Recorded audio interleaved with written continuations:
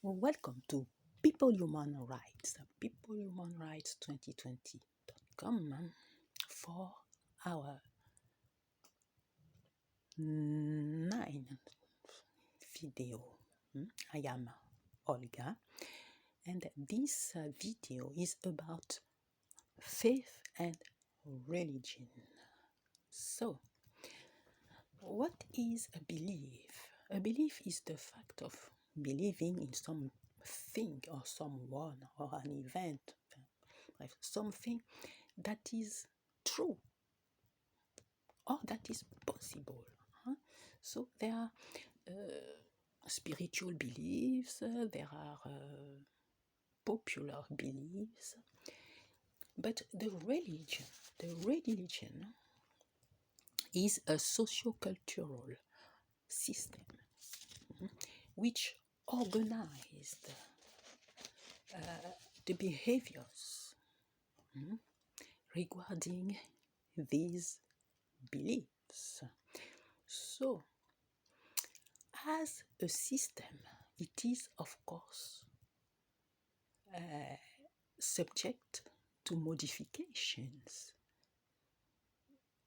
So, the human,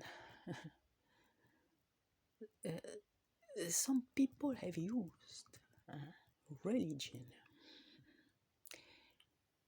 for their own interest and to oppress the poor. And the fact is that in the ancient time, even today, but a lot before, only the people who were rich had access to education and they only knew how to read and how to write. So the poor people, they had just to believe what they were said because they couldn't verify that. So that's why some people used religion to oppress the others. And when you are born in a religion system, you follow as well. And with the time, you don't really know what happened in the beginning.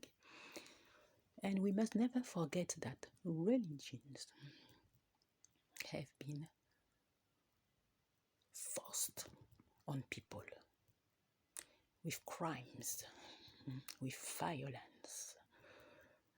And the fact is that God Himself doesn't force anyone to believe in Him.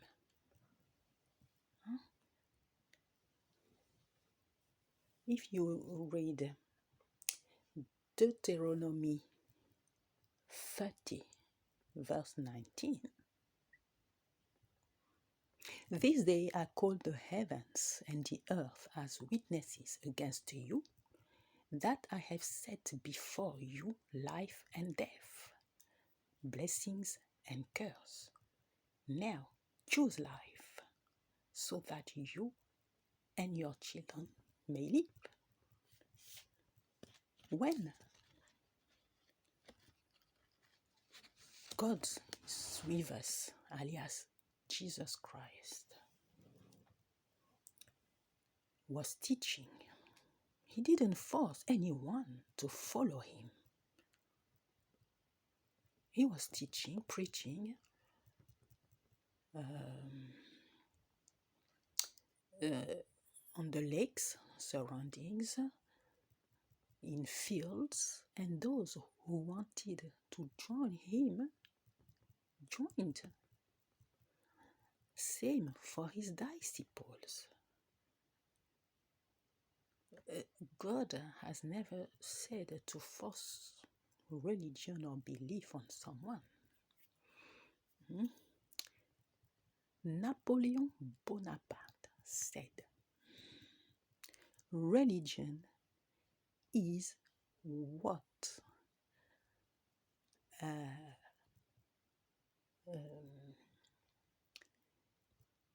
is what makes that the poor don't kill the rich.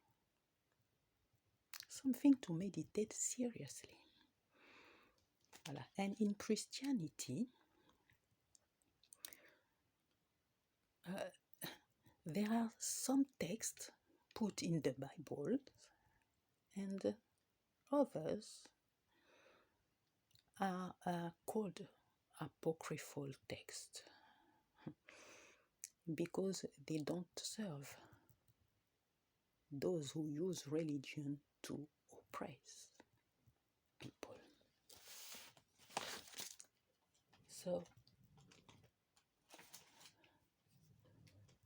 for example, religion teach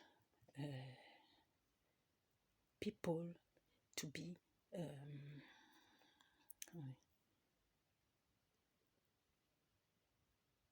to be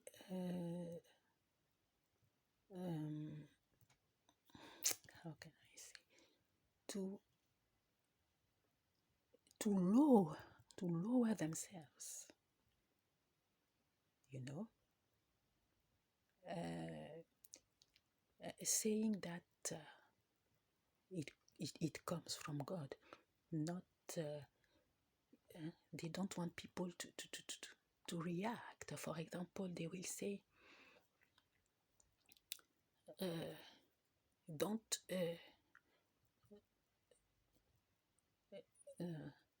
for the servants, to the servant,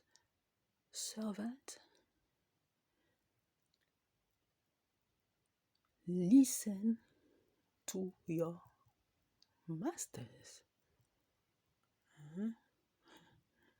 Follow what your master says.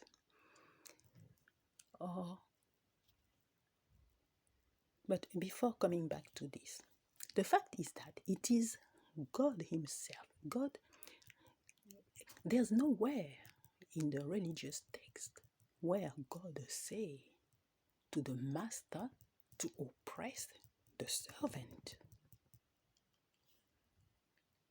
It was God Himself who went, who gave a victory to the Israelites, David. If you read 2 Samuel 5, verses 17 to 25, God said to David how to win in a war. Before God helped also Joshua. If you read Joshua 24, verses 11 to 12. So religion uses only one face of a coin, or some faces of a coin, of a stone with multiple faces, you know. Well, let's come back to servants. Listen to your masters. So this is, if we read 1 Peter 2, verse 18, 1 Peter 2,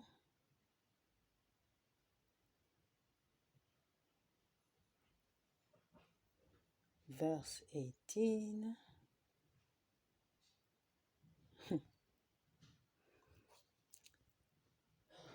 servants, in a reverent fear of God, submit yourself to your masters, not only to those who are good and considerate, but also to those who are harsh.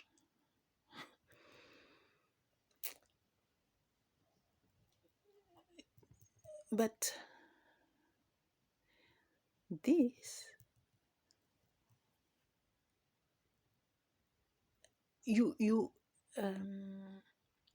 it has to be the same way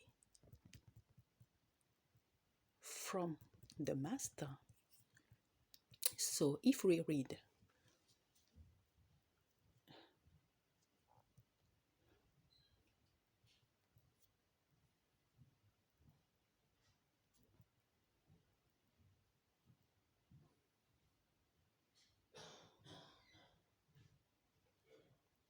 no, I don't if we read, let's read Colossians 4 verse 1.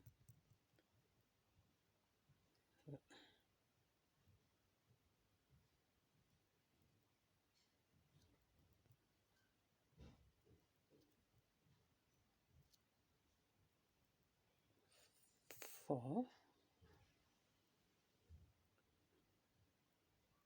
what does it say? Masters, provide your servants with what is right and fair, because you know that you also have a master. So they will not let you know about Colossians 4 verse 1 or about Ephesians 6 verses 5 to 9. But they will insist so much on 1 Peter 2 verse 18. Also, for example, Eucharisty, communion. When God among us, alias Jesus Christ, had his last supper with his disciples, he said to them, after breaking the bread and giving them the wine, he said, "Do this in memory of me." But how many times do we celebrate the memory of someone who is not there anymore? Is it every day? Usually it's once a year, or maybe a little more for some people, but certainly not every day. And there's something which is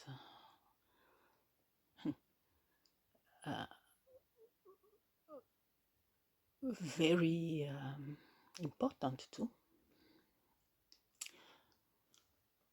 They will say to you, if you sin, you will go to hell. But they will not tell you who is the one who created hell. Because the Christ talks about the fire, the eternal fire, or about Gehenna, as God's punishments, the abyss of fire, the lake of fire and sulfur. Okay, because if Jesus Christ had victory on hell, that we have a victory on our enemies. So this means that hell is against God. So if you want to really understand this, you need to read the apocryphal, of course, text of the Acts of Ponce Pilate, also called Gospel of Nicodemus, where we can read that Jesus descended into heaven, and how and what happened when Jesus descended into heaven. Gospel of Nicodemus, also called Acts of Pontius Pilate. So in Matthew 25, verse 41, what does Jesus says? Well, you can read, of course, to understand from the verse 34, but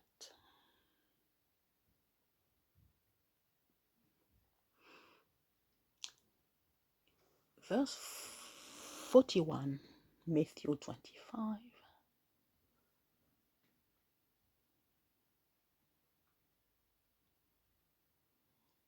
Matthew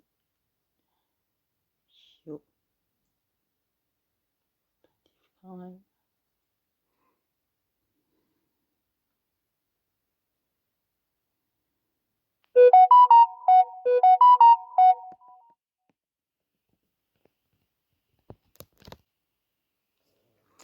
So, verse 41 says, "Then he will say to those on his left, 'Depart from me, you who are cursed, into the eternal fire prepared for the devil and his angels.'"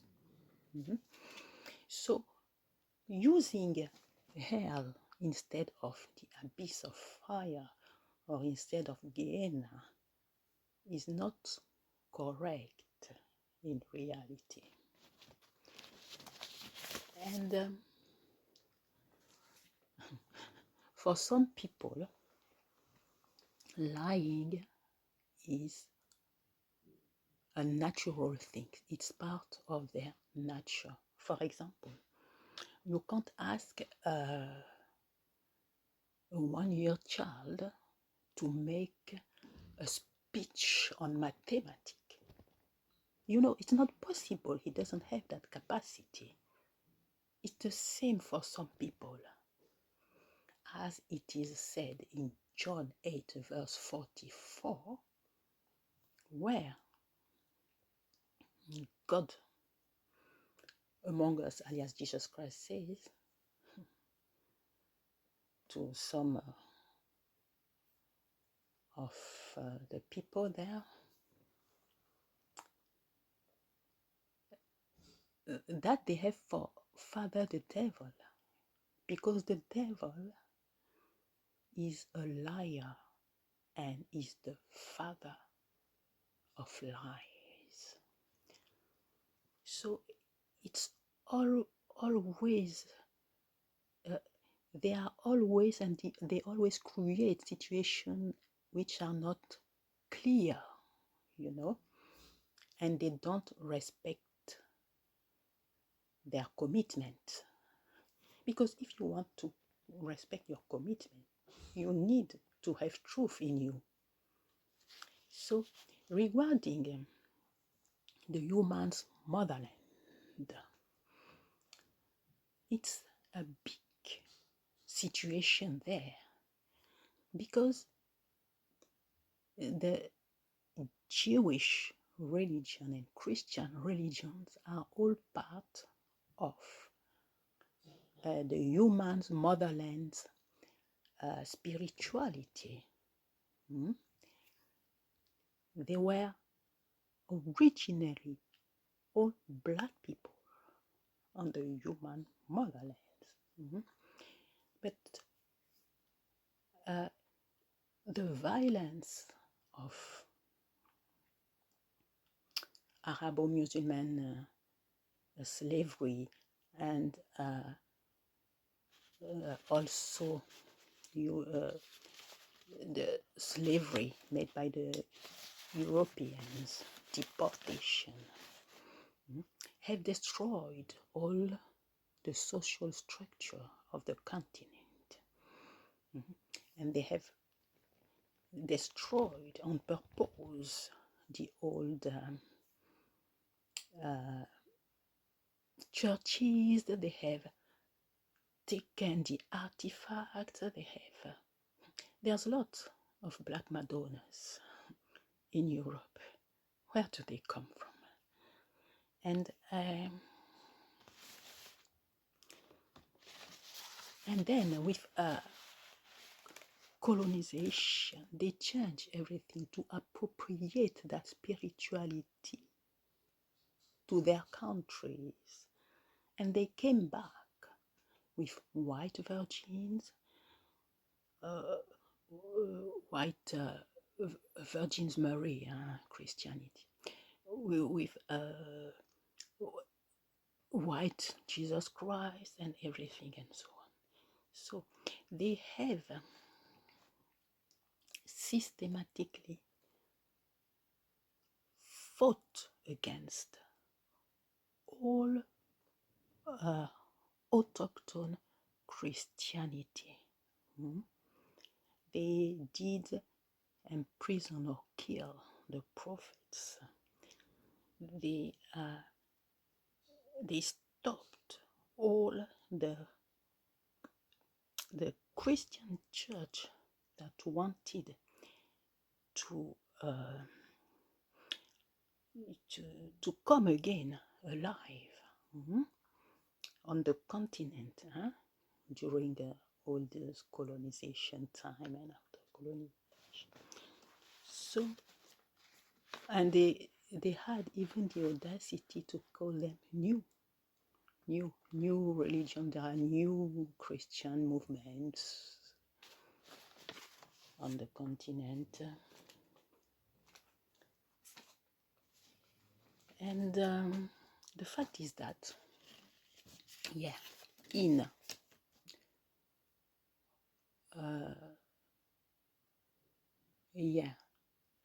in the year 1706, they burned alive a Congolese prophetess who was named Kimpavita, because she was against that letting that religion with white Christ, etc. And she was saying that they want to give us back, to sell to us our own spirituality. She was saying that Jerusalem was Mbanza Congo. The Portuguese called this town Holy Savior.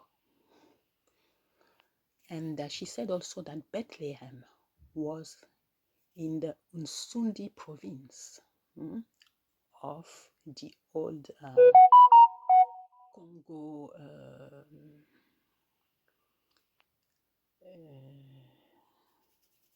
kingdom, the Congo kingdom.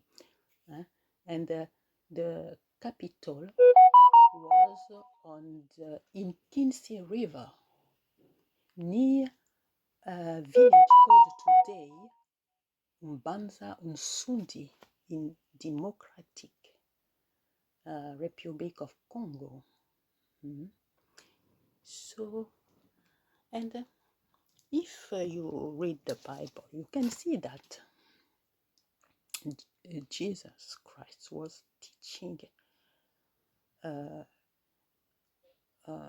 near the lakes. There were always water lakes where he was. And when he when he came into Jerusalem on the Sunday before he was crucified, on the Friday, on the next Friday, people received him with branches of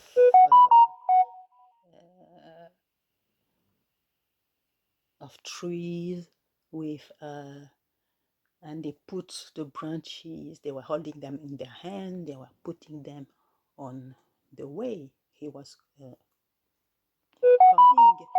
And they also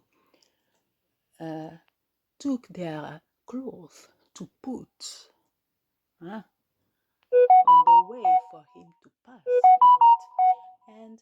And so when you see the procession of our president Magufuli, you can see that people have, all along the way, people have branches in their hands and they were putting them on the road. They were putting their clothes on the road. These are not European, from European culture, you know. And if we will read Mark 11, verse 1 to 10.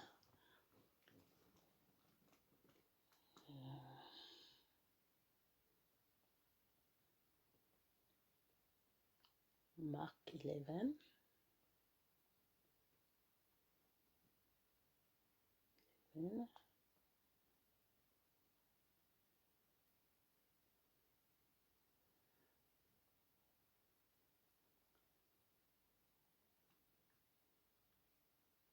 Verse 1 to 10, but attendez.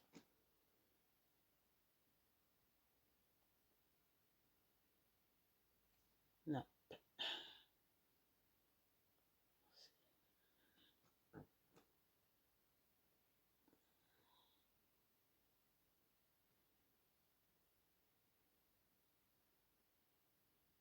So, verse 8. Many people spread their cloaks on the road, while others spread branches they had cut in the fields. Those who went ahead and those who followed shouted, Hosanna! Blessed is he who comes in the name of the Lord. Blessed is the coming kingdom of our father David. Yeah, so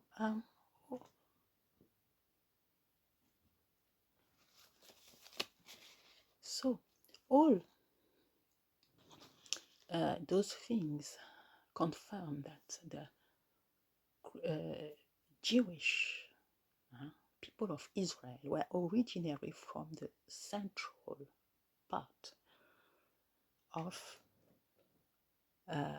the human motherland, in these lakes regions. And even when you read Isaiah 7, verse 14,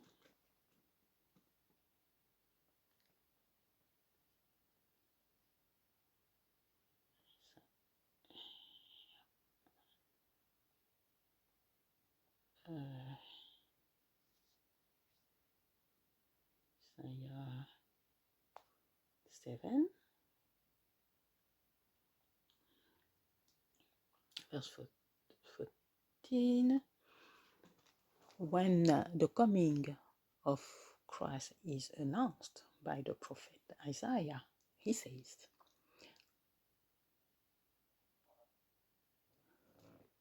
therefore the Lord himself will give you a sign.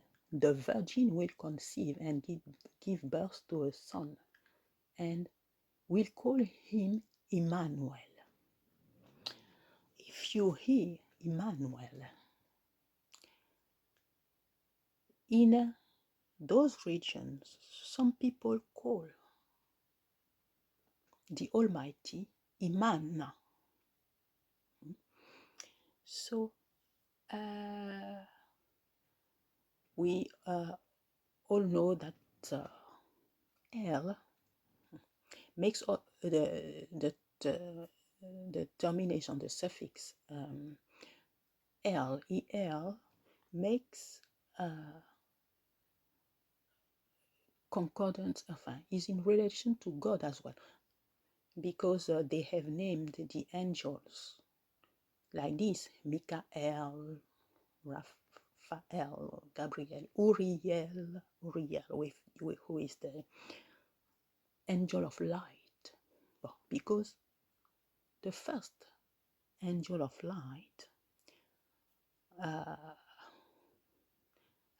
is fallen, you know. And so maybe it's Emmanuel comes from the diversion of the dialect, or maybe it's just a juxtaposition of two different languages, like Jesus Christ, which is Yeshua, Hebrew, and Christ, Greek.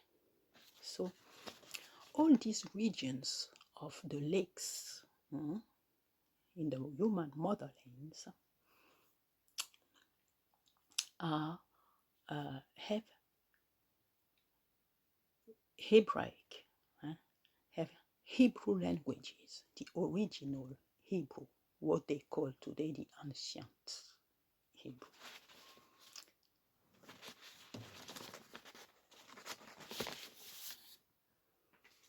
So, whatever have been all the wars, all the genocides, all the deportation, castrations, sterilization, made for centuries on the people of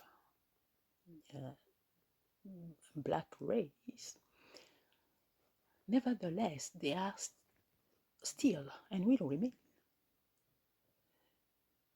the most numerous people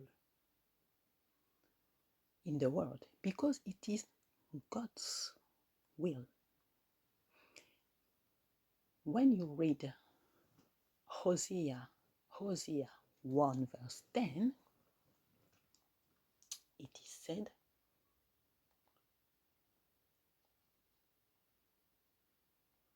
Hosea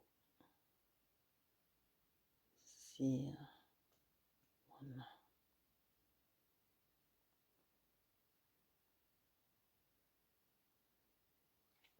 It is said, yet the Israelites will be like the sand on the seashore, which cannot be measured or counted. In the place where it was said to them, you are not my people, they will be called children of the living God. So we have some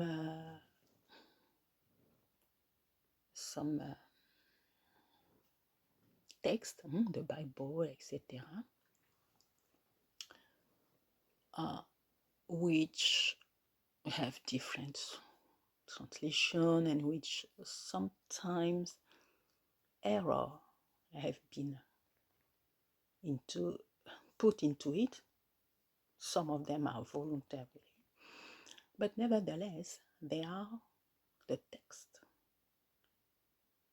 we need to use, and just be vigilant when you read them. For example, I will take the example of the Psalm of David, number 83. 83.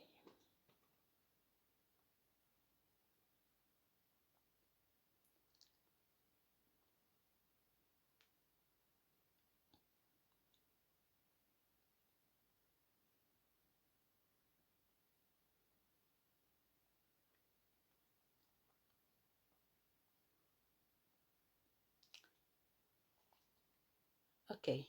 Oh God, do not remain silent. Do not turn a deaf ear. Do not stand aloof, oh God. See how your enemies grow, how your foes rear their heads. With cunning they conspire against your people. They plot against those you cherish. Come, they say, let us destroy them as a nation, so that Israel's name is remembered no more. with one mind, they plot together. They form an alliance against you. There's the list of the enemies, etc.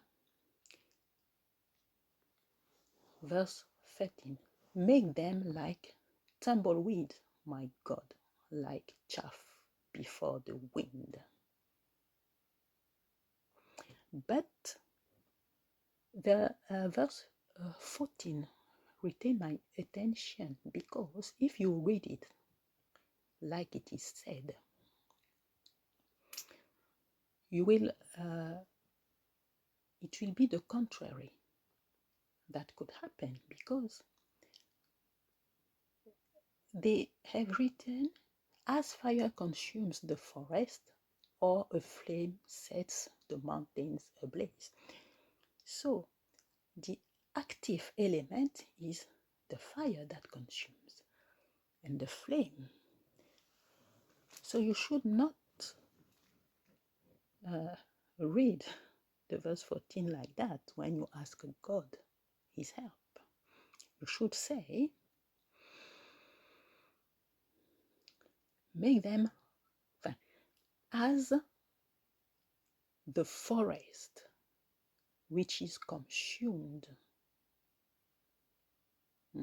by the fire, and make them as the mountains